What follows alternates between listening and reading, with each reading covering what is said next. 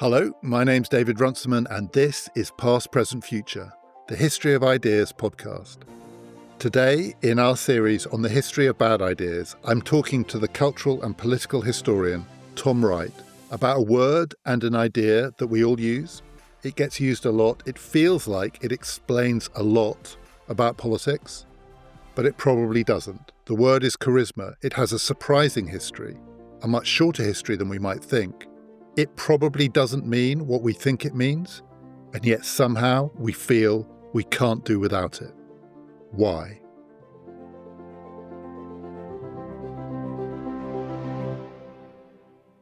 Tom, we're talking about an idea that I think most people probably think has been around forever. And I sort of slightly feel like charisma, it must be a very old idea. And in some ways it is a very old idea, but the way that we've come to use it is surprisingly recent, its origin. The story that we are going to be telling, though we'll go back before this, it does start with the German sociologist Max Weber. So just so we can frame this, a before and an after, when did Weber introduce the term in a way that we would recognize as the familiar sense of charisma? It's the start of the 20th century, right? Yeah, as you say, most people are surprised when they discover that this word, which is one of the most successful pieces of social science jargon ever coined, you might say. We use it all the time. You use it on your podcast. I use it all of the time. It's only 100 years old in its current form.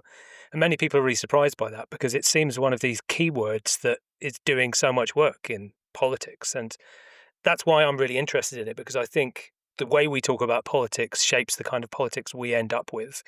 And you've talked a lot about some really big keywords as bad ideas. You talked about modernization and austerity and that kind of thing. But I think charisma slides under the radar. It's only 100 years old in its modern form, and yet it perpetuates lots of myths. And it sounds analytical, but it's packed with lots of assumptions. And that's really because it's part of a very long tradition of thinking about human capacity for inspiring others and the emotional appeal of leaders. And as you were saying, David, it really fills a gap. Good concepts fill a gap. They step in when we don't have the right words for what we're feeling or thinking. And humans have been thinking about the mysterious appeal of leaders for a long time. In the ancient world, there's a virtus or arete talking about martial excellence or divine favor. In the Renaissance, rulers were talked about in terms of majesty or splendor, a kind of theatrical sovereignty. And then in the 19th century, the age that we associate when people are talking about heroic individuals, you get a new language of genius or glamour or prestige. And all of these words have a kind of shimmer to them. And what's interesting is that they're words that are about not just brilliance, but illusion, because for example, glamour comes from the Gallic for gloaming, for an optical illusion, and prestige comes from a conjurer's trick. And so you've got this register which is existing through history of a mixture of suspicion and enchantment with manipulation of leaders. And where Weber's coming into this, he's coming about a century and a half into a social scientific attempt to rationalize these emotional or mystical forces, to name that mysterious pull that some individuals have over crowds in a more specific way. Like you say, those earlier words, they have a connection with magic and then also with religion as well. And we'll come on to that because the word charisma in its origin has a sort of religious connotation. I associate prestige actually with that Christopher Nolan film, The Prestige. It's the magician's trick. But with some of those words, there's a sense that they are a gift, that they come from the outside. I mean, with the prestige, the magician's trick, it's the conjurer's trick, the conjurer's knowledge that creates these things. But with a lot of those ideas, there's a sense there are external forces at work. And clearly in the religious version of this gift, grace is a version of this. It's a gift from God. It comes from the outside. When Weber was starting to talk about charisma, is he thinking of it in those terms? Is it a kind of gift? Is it something that to understand it, you need to understand how the person who has it acquires it? Or is it more like those things where What we really want to know is how the person who has it uses it. I think it's the latter. He's interested in charisma as a relationship. And I think we're going to go on in this conversation, David, when I'm trying to outline why I think it's a bad political idea, to see how we've lost sight of that, the fact that it's a relationship. And we see it more as part of that older tradition of ways of locating the appeal within the individual. So before Weber, he's inheriting traditions where people are looking at physicality, that it might be something to do with skull shape or eyes, phrenology, or it might be to do with the animal magnetism. I know you were speaking with Helen Lewis on this podcast about mesmerism, a word which is in all of our mouths all the time, because Franz Mesmer's ideas are still some of the ways in which we understand the emotional or mystical appeal of leaders. And Weber is very much drawing on those traditions, but he's trying to push beyond those to see what we might think of as relationships as the core of political appeal. In doing so, he's drawing on not just these Western pseudo-scientific traditions, but he's really interested in non-Western philosophy and concepts such as mana or totems. And the search was still on in the late 19th century for a unifying concept that might tie all of these ideas together. Maybe it's animism, maybe it's mana. But really where Weber gets to is that he, in the 1900s and 1910s, turns very clearly to this question of why do people obey authority? And as you say, David, he comes up with a very distinct and very influential solution to that. That's about a gift that's a relationship. And it's to do with the recognition between a crowd and a leader as much as the gift itself. And how much of this, so we're talking the early 20th century, after, as you say, a century in which people have wanted to make sense of this thing that is becoming more and more obvious in an age of mass politics, which is the ability of certain kinds of people and certain kinds of politician to hold the crowd. And it's not necessarily the obvious people. That's the other thing. So in the ancient world, there might be a thought that, the sort of Coriolanus figure, or whoever it is, the great martial hero, the soldier, the warrior, the tribal chief, whatever it is. In the 19th century, people have started to notice it's not necessarily people like that. That the ability in a democratic age to have the crowd in the palm of your hand doesn't necessarily follow from your abilities on the battlefield. It probably has something to do with your rhetorical abilities or your oratorical abilities, but not even necessarily that. There's something in a way more mysterious about it in a democratic age. And I'm assuming that that's part of what people were reaching for as they worked through it in the 19th century. These special forces, if it's magnetism, it's almost like it's this mysterious force that we can't just identify with the best looking, the most powerful, the richest, whatever it is. It might be that guy. That guy might have the magnetism. Mesmer himself, he has this ability. It seems to be almost inexplicable. Is that the puzzle that Weber's trying to solve? The sort of democratic puzzle of why in an age of mass politics do these people have it? Because we can't answer it by saying, because they won the battle, or because they are the firstborn of the man who is the leader of our tribe. It could almost be anybody. I think you're right. Once you get to democratic mass politics, very slowly, unevenly through the 19th century, then these questions become more urgent because, how do individuals, activists, politicians hold publics? How do certain people move people? And why does it sometimes feel like a threat to reason and order is coming from unexpected places? Because there's clearly something going on that's not to do with liberal, rational persuasion. It's something visceral, something erotic in a collective response. And the uncanny effect of some people who, let's say someone like Frederick Douglass, for example, who was an extremely handsome, extremely gifted orator, against someone like William Gladstone, who we don't think about in the same way, but a kind of stentorian stiffness that we don't recognize as charismatic in the same way. They're both figures that people like Weber were trying to explore the appeal of. And it's where Weber comes up with this very famous triplet where he's saying, why do people obey? Sometimes they obey because that's just the way things have been done, or, tradition, or they obey because of laws and legal system. But often when you look back over human history, you see something else, which is that something happening at key moments, compelling individuals pop up at moments of crisis, when institutions are collapsing, when old rules don't apply, and people come to believe in the extraordinary authority of individuals. And they're often outsiders. They're often outside of established institutions, and that gives them the authority to be able to challenge them. And it helps create this devotion that's really personal and intense and irrational. And he's partly seeing that in deep time. He's looking back at Nordic berserkers, and he's looking back at shamans and prophets, but he's also seeing it in the new kind of politics of the 19th century. He's looking at people in Western democracies. He's looking at Abraham Lincoln or Gladstone again, and seeing the personality-driven politics as something quite new and something which has a lot in common with the prophets or figures like leaders of Mormonism, let's say, for example. And what we need to do when we're thinking about charisma, and it shouldn't just be Weber who gets to define it, but he defines it in a way that makes it a useful idea, I think. And the first thing he does about it is he says that it doesn't live inside a person like a talent or a virtue. It's in the space between the leader and the follower. It's relational, it's performative, and as a result, it's volatile, it's unstable. It only works if people recognize it. And the other key aspect of charisma in Weber's sense is that he recognizes that there's a pattern here. There's almost a storyline. New figures rise up, new forms of revolutionary, disruptive authority. They get absorbed. They get routinized into bureaucracy or turned into or tamed by institutions.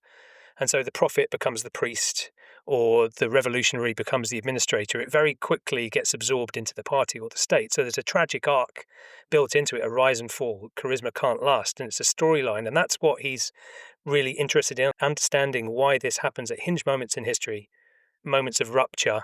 And what I think is important to see is that that's a really original contribution. It's a good tool. I think what I'm interested about charisma is that it's less about whether charismatic politics is good or bad. It's whether the word charisma as an analytical tool helps us.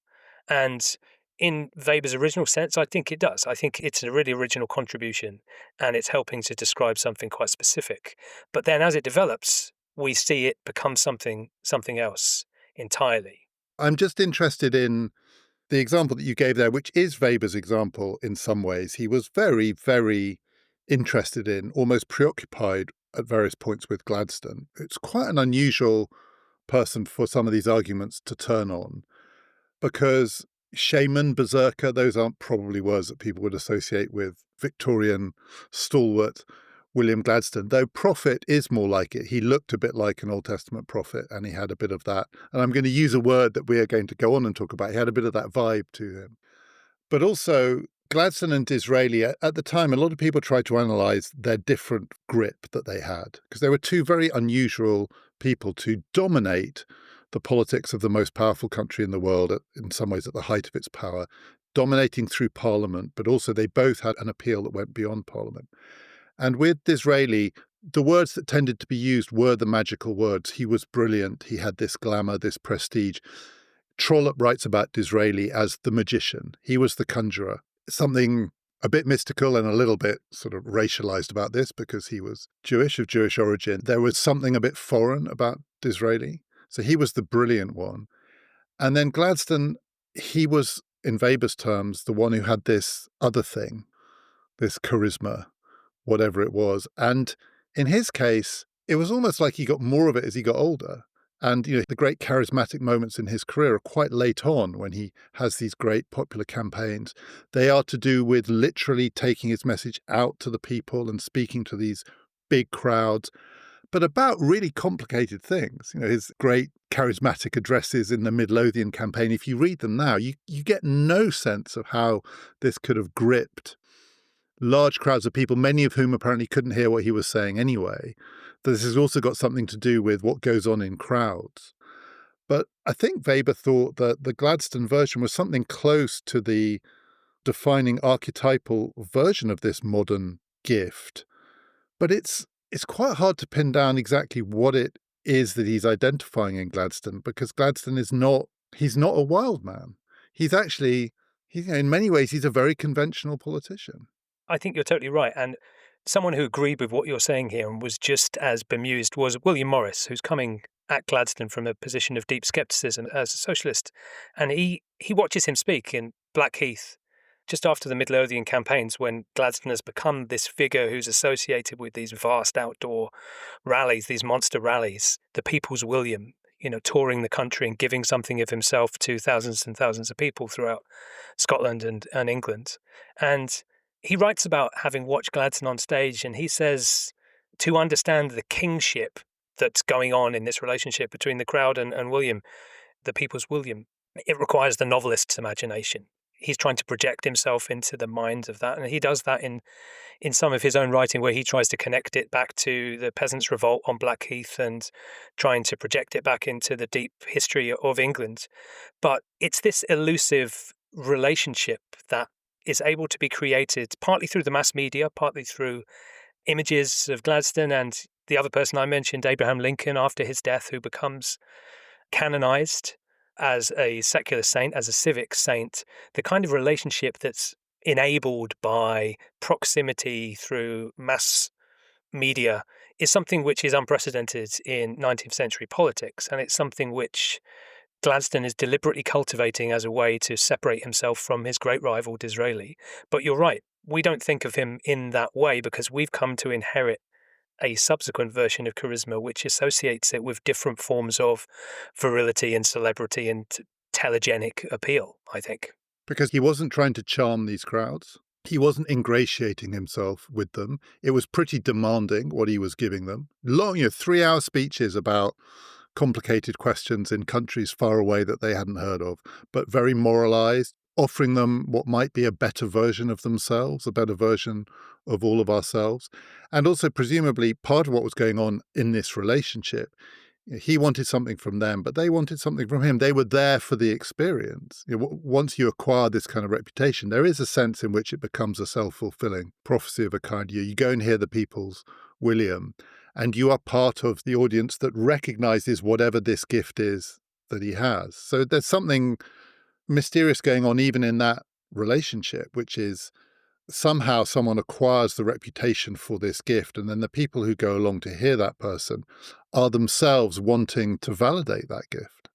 And this might be one of the reasons why charisma is a bad idea, because it's a very circular concept. It confirms itself, just as you say. Gladstone's not the first person in 19th century British politics to have that experience. Part of it comes from Ireland with Daniel O'Connell and the monster meetings where people would go in order to be part of an experience that they had no chance of actually experiencing firsthand because the speaker is so far away. And I think Weber might think about this, and subsequent thinkers, as a charismatic contract that the individual is giving something of themselves to the audience and they're creating a narrative. And in the case of Gladstone, it's one of rebuke, but it's also one of sacrifice. It's one of the People's William sacrificing something of himself in the civic sense for the future of liberal democracy.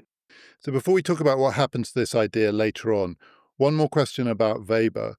So as you say, Weber is adopting this term charisma, which has its deep roots in certain kinds of ideas of Christian grace, but also he's adapting it by drawing on non-Western ideas of ways in which people exercise control over other people that are a long way from German social science. And he's introducing it into a framework which is German social science. It's one of the problems with the idea, even in the Weberian version, that it's trying to do two things at once. It's trying both to be a scientific concept. So here's a term, charisma, which we can use and apply and say when it does and doesn't apply and use it to explain certain things. But at the same time, the thing about this term is it's describing something which is more mysterious than social science can deal with. And so it is our term for the thing that we kind of can't explain. And he's trying to have it both ways. I think you're right. And I think it's important to look how he named the idea. And one of the key things about this concept is it's an unfinished concept. It doesn't get fleshed out. Weber dies in 1920 in the Spanish flu. He's developing this idea, and it's in his famous vocation lectures. You've spoken about these on your podcast before a number of times, David. It's there in his book, The Sociology of Religion. And there's a really interesting passage, a very quick passage that I'm going to quote, where you see him toying with calling this force a variety of different things. He says this, these extraordinary powers that have been designated by such special terms as mana, orenda, and the Iranian maga, the term from which the word magic is derived, We shall henceforth employ the term charisma for such extraordinary powers. So we see our political vocabulary taking place before our eyes when we read that, because he's auditioning and then he's discarding lots of non-Western aliases for similar concepts that might come from, in the case of Mana, Pacific indigenous belief systems, or Orenda from indigenous America. And Weber was fascinated by what he could learn from Native American beliefs. He goes to the United States in 1900s. He's offered the chance to meet with Theodore Roosevelt, but he turns it down. He goes to the Indian territories of what is now Oklahoma to see if he can learn firsthand about some of these indigenous belief systems. Ultimately, he's learning about these in the same way that other social scientists, Durkheim or Mauss, are learning about them second or third hand, sometimes through indigenous scholars. But ultimately, he settles on this reassuringly European word, charis, the gift of grace. It's quite an obscure part of New Testament and Renaissance Christian theology, but it's a recognizably Greek concept. And you have to wonder if he'd have landed on some of those other concepts, what the effect would have been. But in either case, it lands us in the middle place, as you identified. Is this a sociological term? Is this a theological term? It's deliberately both. It consciously brings the issues of enchantment and belief into politics, because when we like to tell ourselves that we've secularized how we talk about politics now, but when we all reach for the word charisma, and it has its roots in miracle and grace, when we're using that to explain what we see in front of us in political life, we're drawing on a theological repertoire. We're drawing on non-Western cosmologies as well, because that's folded into what Weber's doing with charisma. And I think that makes total sense, because you can't separate out the religiosity from the political, obviously. But the problems creep in where Weber hadn't developed some of the contradictions in this idea, and he probably would have continued to work on it through the rest of his career. Is it a good thing? Is it a necessary part of political change? Or is it a byproduct of political change? He could have fleshed out the idea of recognition, and he could have separated out the theological from the political, but we don't know. And so when this idea gets passed on to us, it's this fascinating and somewhat frustrating mixture of those two different registers. And I'm sure people listening will think we're talking about this word as though it was a term of social science or a term of political analysis, but of course it's not. It's also a completely everyday term. It's a term that a lot of people will not associate with politics, but they will associate with friendship groups or dating websites or whatever it is, the places where people gather in much, much smaller groups, and people will talk about within those groups whether certain individuals have charisma. And charisma is a quality that now might get bandied around everywhere, from, advertising copy to your Tinder profile. So we've got an idea that comes from obscure New Testament and Renaissance theology, passes through a filter where it's selected alongside some possible synonyms which are magical and non-Western, lands in early 20th century social science, and then moves maybe 50s, 60s America, around that period, to a term which is going to explode and become just a general term to describe people who've got something. And we'll talk about some of the words that are used in the 21st century for that thing. So how does that move happen? So how does the move from a term that was originally intended to pin down, even if it didn't resolve a problem in social science, to something that might be talked about in Mad Men? So last time I was in Heidelberg, which is where Max Weber spent the key parts of his career and where he's coming up with these ideas, I went to a kebab shop called Charisma. And I think that symbolizes something really important. I don't think that the people who ran that shop, I don't know, but it seems unlikely that it's anyway connected to the Max Weber Institute that's in the other part of town. It's because this word has become one of the most extraordinarily successful, as I say, pieces of social science jargon of all time. It comes from the lips of people who wouldn't dream of reading the kind of work that Weber produced, and most of us, when we use it, it has no relation to that. And I think the key thing here, David, is it's two ideas. It's the original European idea, and then it's an American idea, because it gets imported. So Weber dies in 1920, and during the 1920s, he's slowly getting translated, and German scholars and German reading American academics are starting to use his idea to talk about totalitarianism, talk about what's happening in Italy and increasingly in Germany as the 30s progress.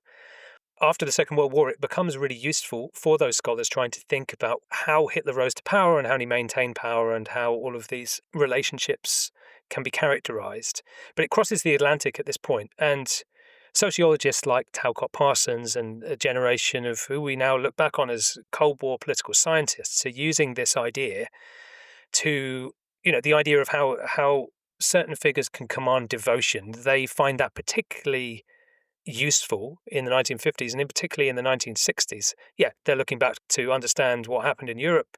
They're looking at their Cold War rivals to understand what's happening in Mao's China or with Stalin and what had happened in the Soviet Union. But they're also looking at the new conditions of politics in the television age in the United States in the 1960s and the way in which authority is being transformed by new media. And the most obvious example here is when we think of this, we think, as you say, you think of Mad Men, which is to say you think of JFK, you think of the Kennedy-Nixon debates, you think of Kennedy's looks, his glamour, to use that older word. And people began to domesticate this word, to take it down from the rarefied planes of social science or political analysis, to talk about the effect of individuals, and not just individuals like Kennedy. We're talking about outsiders, figures who are challenging received power structures. Martin Luther King, Malcolm X. The term is applied to all kinds of figures, sometimes to elevate them and sometimes to contain them, and it increasingly becomes this part of popular journalistic analysis, and it's presented as this new thing. It's presented as a zeitgeist that the 60s are about the politics of charisma. And it's both admired and it's pathologized. The people who use it are using it to explain both democratic hope and revolutionary danger. And I think it became a secular label for a mood of spiritual resistance. And some people looking back, the full sweep of American history in religious terms, you might talk about different awakenings at different points and Protestant sects emerging and religious revivals bubbling up. In the 18th century, you might have the First Awakening, the Second Great Awakening in the 1820s and 30s that helps lead to the abolition movement against slavery or to women's rights, for example. Social movements that begin in the church. Some people call the 1960s a Third Great Awakening or a Fourth Great Awakening, and that is to say that the religiosity that surrounds social movements often exceeds organized or strict religions or churches or sects themselves. And so this religiosity, this pseudo-religious language of charisma seems to fit this zeitgeist. There's a hunger for transformation, but without the religious language. People want to be able to talk about spiritual yearnings, rupture and revelation and that kind of thing, but in a way that it fits the sociological mood of the 1960s. And at this point, it's applied to those outsider figures, let's say civil rights leaders or Angela Davis, for example. It still works, I think. It's still a good idea because it's still fitting with this idea that charisma is something rare. It's something which is about ruptures. It's something that certain individuals can create a relationship at certain key moments, and it helps to create a rupture, a revelation, and that it's a temporary thing and it's not yet diluted so that it becomes what it later becomes very quickly, a property that all of us can possess that's everywhere around us. But the example that you gave earlier on just then of JFK, the Mad Men example, that's where it feels like that original tension in the idea that Weber had. On the one hand, this is spiritual, it's part of a great awakening, it's part of the 60s zeitgeist, which is people looking for alternative sources of authority. And on the other hand, this is something that is manufacturable and easily manufactured. It's part of the advertising industry. It's part of how you package a politician. The 1960s, there was a lot of interest, increasing interest, in the ways in which the art of politics itself was something that had much more in common with advertising than it did with classical rhetoric. And someone like Kennedy embodies both of these things. He is both, I'm trying to think of another word than charismatic. He is both profoundly glamorous and appealing, and he's a complete contrivance. He's a sort of figure from classical myth. He's a war hero. I mean, he was a genuine war hero. He was amazingly good looking. He had a certain kind of air about him where it almost felt like he was above it all. And at the same time, he was a grubby politician, the son of a grubby father, desperate for power, willing to do whatever it took. And somehow the word charisma, it feels like even in that early bit, it's trying to cover too many things at once. It's trying to make the grubby sanctified and the sort of spiritual or sanctified explicable in materialistic terms. So the problem with the idea, it feels to me, is there even then. It's not like it goes off in a direction where people started to abuse it. I kind of feel like it doesn't work. If you tell me the word charisma explains JFK, I want to say, well, actually, I think I'm more confused now than I was before if you tell me charisma explains him, because it feels like it's offering two explanations that don't really go together.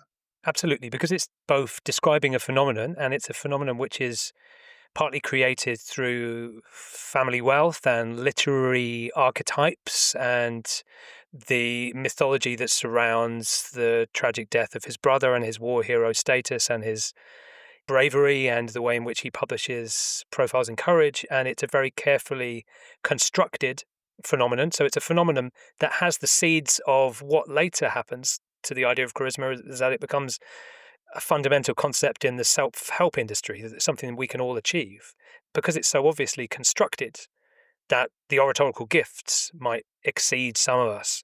But because it's something that is in some way explicable through media, through machine politics, through relationships that are often obscured, we see that that's where it's heading towards the point where it becomes an aspirational how-to guide. And that's really what it becomes. Within 20 years of it becoming a mainstream term in the 60s, by the 80s, it's already something which is everywhere. It's in business books, it's in dating advice, it's part of the aspirational economy, you might say. And in that version of charisma where it becomes closer to a manufactured or packaged version of a person, so that that person can be maximally appealing, it does feel like it started to lose what was part of its core, albeit ambiguous, origin, which is the idea it's not a pandering thing. It's not when Gladstone gets up and talks to the people. He's telling the people what the people want to hear. He's not presenting himself in a way that will make it more palatable. He's actually confronting them with something. And because he has this gift, this charisma, he can confront them with something quite hard and quite difficult.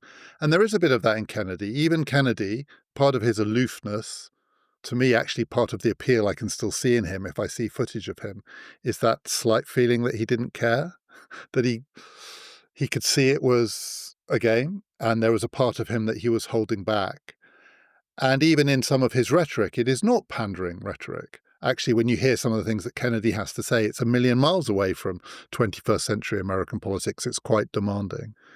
So something also happens to the idea of charisma as it moves from, even in this packaged version, it's a challenging package, to something which is more like the charismatic person is the person who knows how to work the crowd, who knows how to tell them what they want to hear. The charismatic person is the person who knows the secrets of manipulation. And by the time you get to that, then you really have moved a long way, haven't you, from the origins?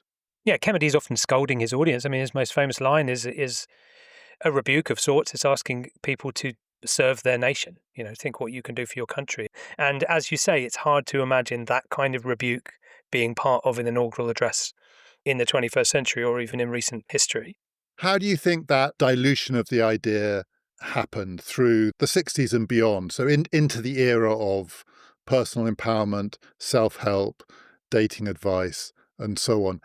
Is it partly because an idea that did start to explain the hold of public figures on public crowds moves into a world where essentially the idea is privatized? And by that, I don't mean just that it's sort of marketized, but it moves into the private sphere. It's the sort of thing that you could do at a dinner party or walking into a room. The charismatic person walks into the room, and the room does not have to be a room in which important decisions are being made. It could be a room in which, a group of work colleagues are having a drink, but the charismatic person is the one who holds the room. Is it something to do with it moving from the public to the private or everyday world?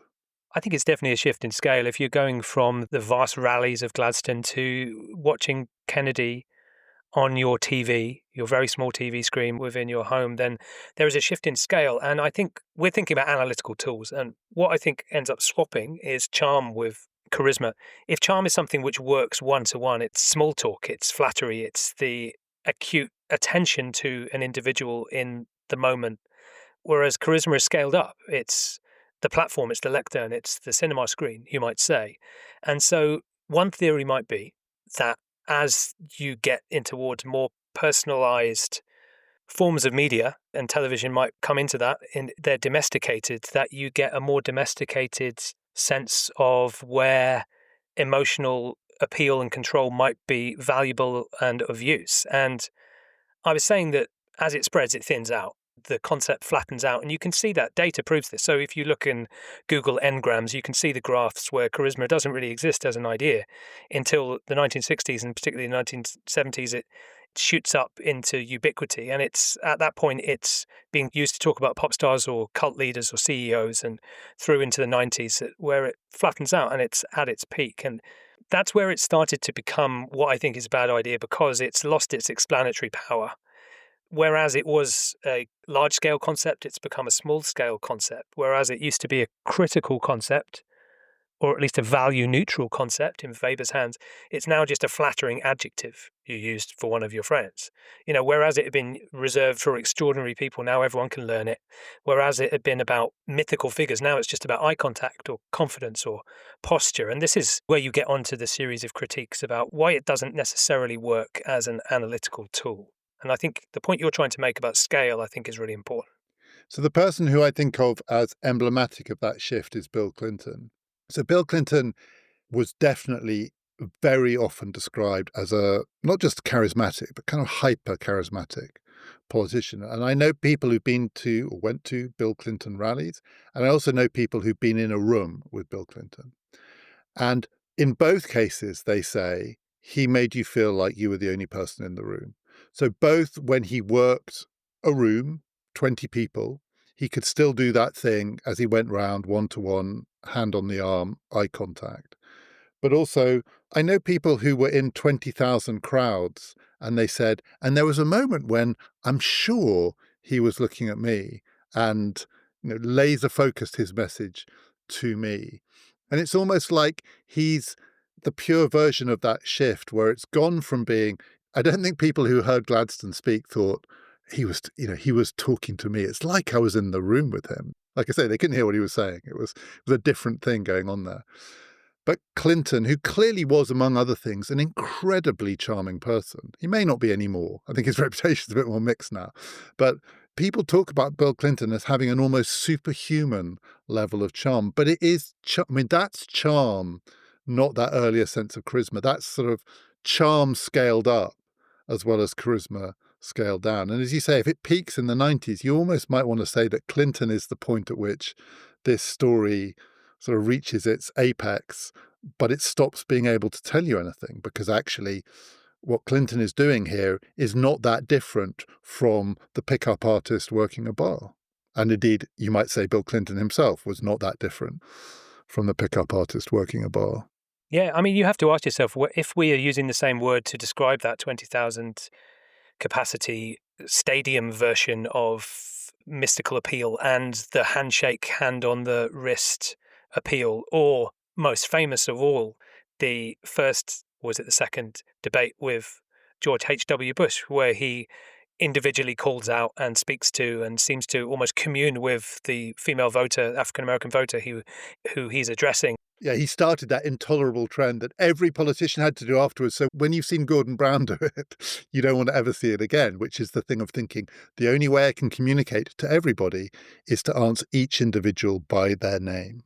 So this is it. This is a charisma as a manual of techniques, and it's one which, as we saw from the rise of television debates in the 2010s in the UK with Clegg and Brown and onwards, it's drained of any of its originality or some of its power. So I think you make the quite compelling case that Clinton might be the apex of a certain version of this that then ends up we're going to go on to talk about the obvious figure in contemporary politics here, but I think that the 90s are a fascinating moment because of the proliferation of media allows a newer version of charisma to emerge. So there are 21st century words that get bandied around. So I used one of them earlier because actually I find myself using it more and more, which is vibes, that certain politicians have a vibe. There's a kind of vibes and tribes view of politics, which is in itself quite an interesting conjunction. Tribe, which has a much, much deeper root. It's almost like the Weberian thing. We're trying to draw on something that feels like it's kind of wild and exotic in a certain context. But then vibe, a much more recent sort of pop culture version of it, and that our politics is to be explained as vibes and tribes. Or a word which I think I first heard being used by Craig Revel Horwood, which is Riz, which was word of the year a couple of years ago, which should have killed it, presumably, stone dead. So vibes and Riz, if people say, the thing about Nigel Farage is what you've got to understand is his political appeal is a vibe, or as people used to say about Rishi Sunak and Liz Truss, the weird thing about them is that Rishi Sunak voted Leave and Liz Truss voted Remain, but Liz Truss has a Leave vibe and Rishi Sunak has a Remain vibe, and that's the difference between them. It's almost like the vibe is more important than anything that these people might have done. But these feel like they're even thinner and more attenuated ways of trying to do the charisma thing, which is we don't actually know what it is that we're talking about here. So we're going to give it a label that sounds like we do know what we're talking about. But actually, if you say of Nigel Farage, the way to understand his political appeal is his vibe, I don't think I know any more than I did before you said the word vibe. So I'm sure there's lots of Generation Z listeners to this podcast and your previous podcast, David, and those listeners who have kids or, like me, interact with lots of 19-year-olds hear this word all the time. Well, both, but Riz in particular. And it was OED's word of the year in 2023, and it erupts like an alien from this middle syllable of charisma. It is charisma, and although it's disputed, that is one of the places that it comes from, and it comes partly from gamer slang and from platforms like Twitch and TikTok. And what you're seeing there is it's going from a theological word to a political word to a dating word. This is really about sexual prowess, really, and it's part of the manosphere. It has toxic resonances, which you might say are perfectly fitting for lots of what we've been talking about so far, and the deficiencies of charisma as something which embeds a lot of prejudice within it. Vibes, I think, is far more interesting, and people have talked about the vibes theory of politics. That is, affect trumps analysis. People float on the surface, as you say. People look at the affect or the way that politicians present more than they think about the message. And vibes presents politics as a question of feeling, not of content. And that can be quite useful, I think, as a way of understanding political psychology. But it just throws us back into this idea of politics as a consumerist politics, that we're consuming the performance of leaders or aspiring leaders. Do they have presence? Do they land the moment? Do they sparkle on TikTok? Can they make the sick burn on Joe Rogan or whatever? And we're still coming back to the main problem. One of the main problems with charisma, the vagueness and the fact that it obscures what's really going on, the power structures that are really at work. So if I just come back to some of the charge sheets against charisma then, so you raised one of them, that it's just so vague. Everyone thinks they know what the word means until you ask them to define it. Is it a good smile? Is it confidence? Is it posture? Whatever. Is it sense of humor? It depends on the user. Is it just a stand-in for they made an impression on me, dressed up as analysis? And to me, it seems using charisma as when a political journalist is basically shrugging and saying, I don't know, I can't be bothered to look any deeper, this will do. Because I think the reason that's important is that in politics and the analysis of politics, vagueness, I think, is quite dangerous. And when we are content to think of charisma or lack of charisma, we're ignoring what we should be scrutinizing. And I think that's the second point, David, that it makes politics all about the individual rather than movements, money, media, ecosystems, or institutions. You say, well, Boris won in 2019 because of charisma. That is not because of Labour's collapse or Brexit or first past the post. I don't say that, but someone might say that. Someone might say that, let's say, or popular wisdom might say something like that. And it certainly did. No, and definitely people who took the bus with him in 2016 in the Brexit campaign. Gisela Stewart has talked about this, the Labour Brexiteer who went around the country with Boris. And she said she'd never seen anything like it. He would get off the bus and draw people to him like a magnet. This was the kind of language that was used. it's a very interesting phenomenon. It does not explain why people voted to leave the European Union. Even worse, we use the concept to explain failures. So, when charismatic leaders like Johnson flounder on COVID, or you might say Blair with Iraq, the narrative shifts to, well, they've lost their charisma. They can't sell this. They can't sell their program, rather than, deeper analysis. So it's really a placeholder. It's a smokescreen or a dodge. And it's a way of avoiding talking about all of those broader things. And that leads directly onto one of the other reasons it's a bad idea, because it contains every social prejudice that we've inherited. Leaders who don't fit a narrow, gendered or racialized version of what charisma is supposed to look like are left out. And often in UK democracy, what we call charismatic is a kind of masculine poise and confidence, a kind of public school swagger, you might say. But women get called shrill, obviously, or strident rather than charismatic often. Working class politicians often need to overperform to be deemed to be charismatic. Think of Angela Rayner versus Johnson, etc. And it's most obviously, it's a deeply gendered idea. One of the most famous books about it recently by David Bell, the Princeton historian, is called Men on Horseback. And we haven't really got away from that idea of Napoleon crossing the Alps.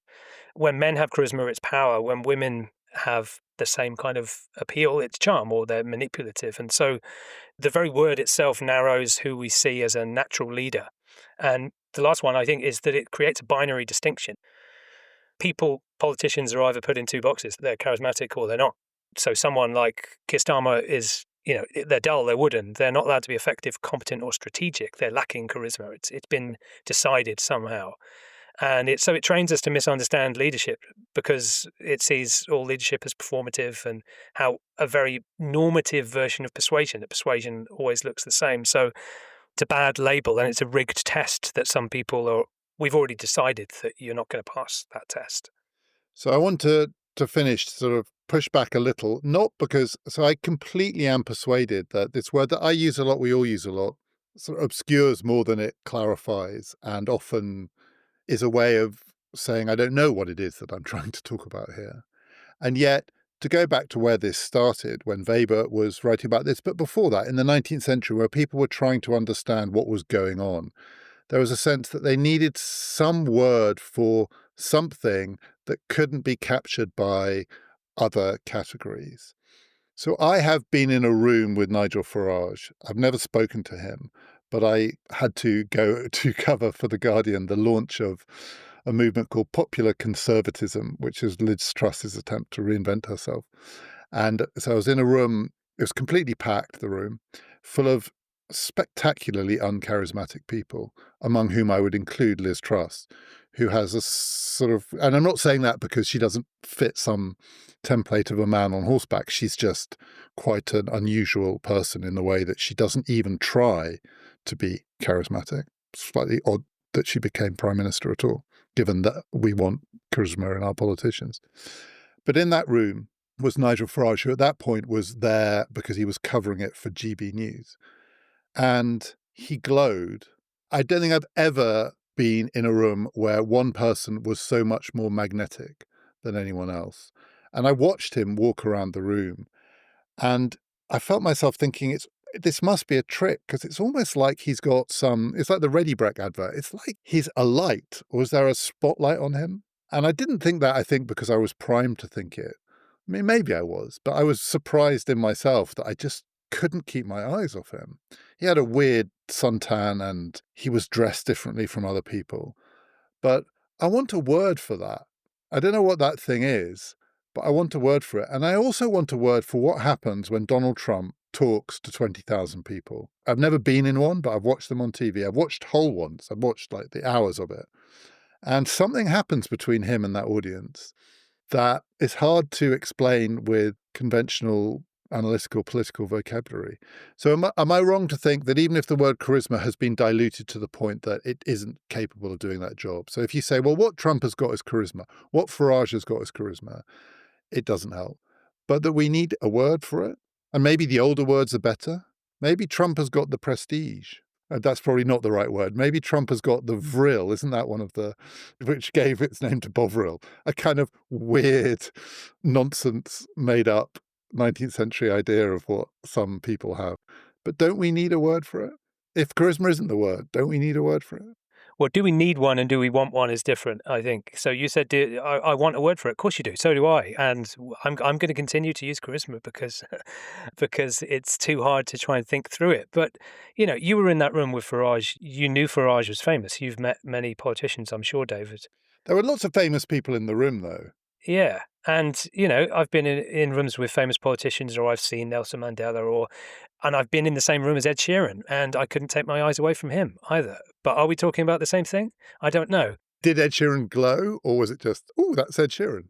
Yeah, in the sense that every eye in the room was turning towards him. But I think it's impossible not to analyse that situation and try and say we need to disaggregate the performance. We need to think about Farage's extraordinary sense of timing and his control of tone and emotion. And he's got a very sonorous voice and all of these expectations. He's almost got a costume.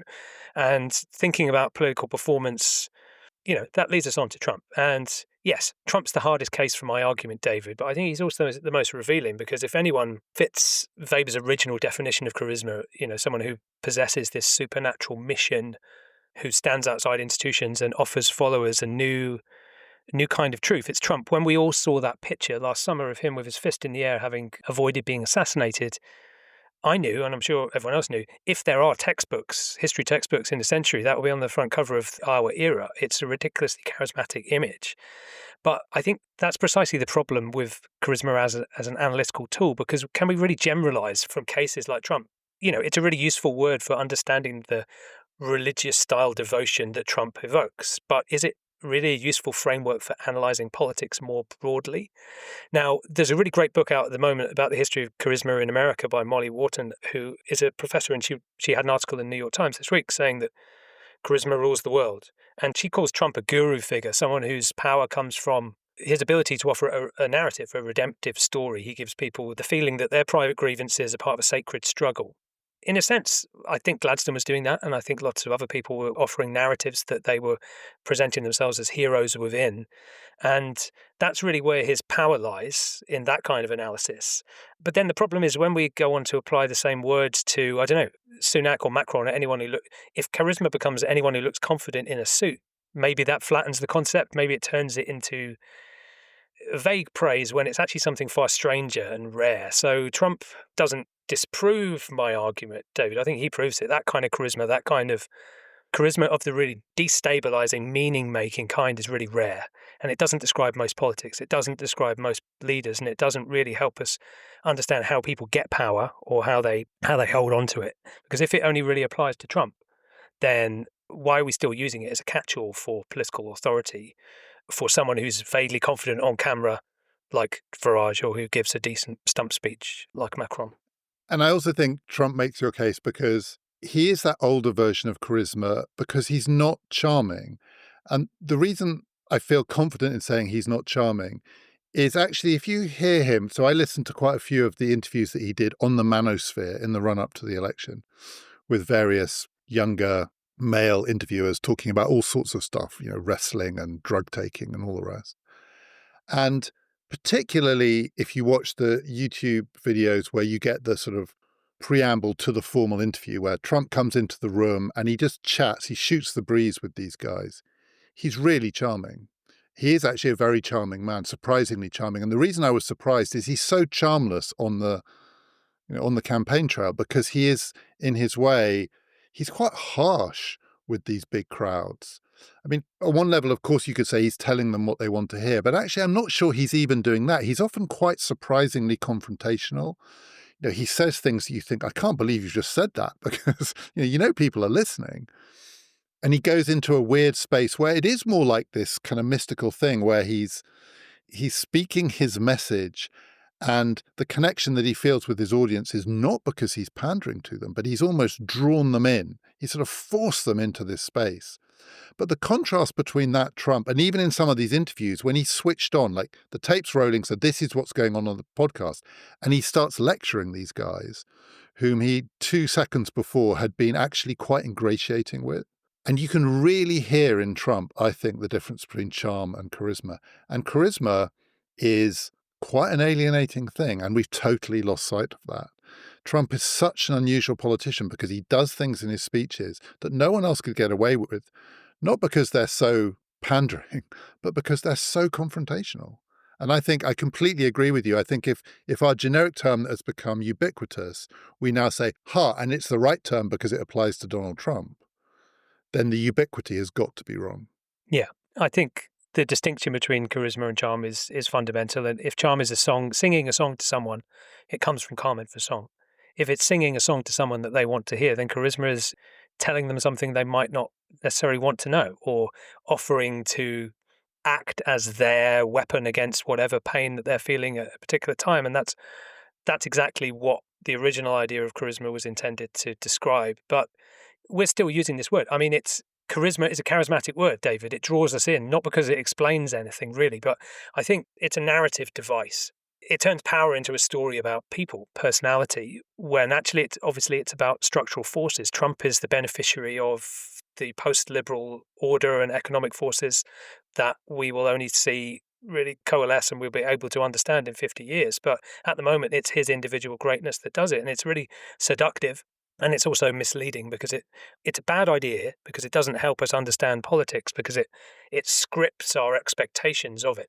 It teaches us to look for heroes and wait for saviors and spectacle, when the fact that we're still using it today says more about our longing for those things than our grasp of how power really works.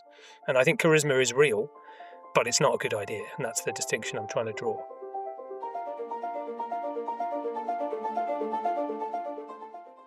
A reminder that you can hear my second conversation with Dan Snow about decisive battles and why they're not nearly as decisive as we might think, including the Battle of Hastings, the Battle of Agincourt, the Battle of Trafalgar, the Battle of Stalingrad. That's available on PPF Plus. To subscribe, just click on the link in the show description or go to our website, ppfideas.com. It costs £5 a month or £50 for the year, 2 bonus episodes every month, and ad-free listening. Next time on the history of bad ideas, we're going to be talking about another idea like charisma that gets used everywhere, all the time, but doesn't mean what we think it means, or at least not in its original formulation. It was meant to be a bad idea. It's meritocracy. Do join us for that. This has been Past, Present, Future.